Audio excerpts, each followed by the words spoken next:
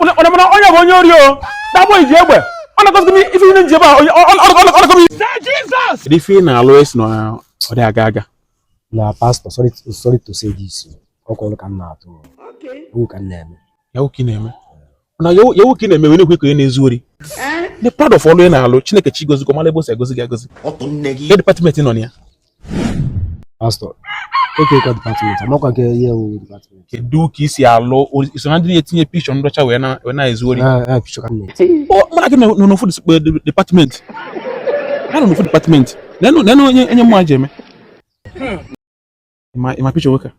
Aha. Yeah, Jesus. Yeah, chukwu bi ya na. Chukwu gị na onye ifunu go chukwu anya o gị sele picture. Nwoke ka anyị na-use. Anyị nwanyị ndị nọ na department in Africa. Onye ka anyị na-use. Onwe picture nke obu nnukwu afọ ọnụ. Onwe nke obu bela afọ ọnụ. O nwekwa anụ nke ekwie n'aka. Mana onye ka anyị cha na use and I na cash out to steady. What have given you? So amara m ka isi alụ nke gị. Mana ihe mere ya nsogbu adịrọ ebe na imiti go. Ma m ga-emele gị. O nwelu seed ị ga-sow. Very very important. A na-akpọ provoking seed. Ije na akwụkwọ nwoke ma o nwe mgbe ọ fewara arụ ebe sow that seed ọ gabara ya.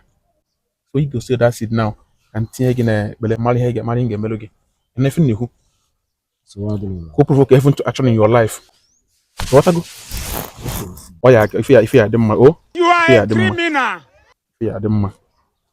Kita ki ya afu ihe dị iche na egbe na egbe kita. God have mercy upon us. Ike wetu 1000. Wetu 1000. Ya afia. What go? If na wage. Iwo nwoke na alụ ọlụ. Anyị nwebụ ndị ji alụ ọlụ. Anyị na cash out. Ifo na cash go out kita. If dey. Anyị chọ na ebe mekpofu akwụ na nke ma nkechi. They cash go out now.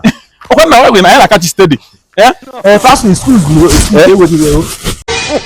So good idea that. Up what now? Okwa na wata na. Just can fuku you do na. We gbali am e few days. Just be happy. What for you? Oku for na ka na alu. What for you? You fall now. And the same work now we dey work. Ori ozo. Na check here me na. I don't like you.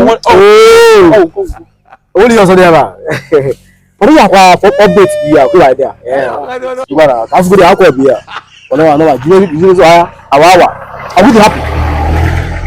Yeah, format. Oh, so like I tell you now now. Any ko na azu.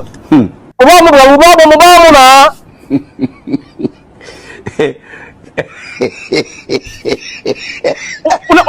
Onye ori o. That boy is egbe. Ona cause me if you didn't jeba ona come if you didn't jeba. Son num ko rapo no mu. Ona ka ma di fa ye na. Ajo hunna.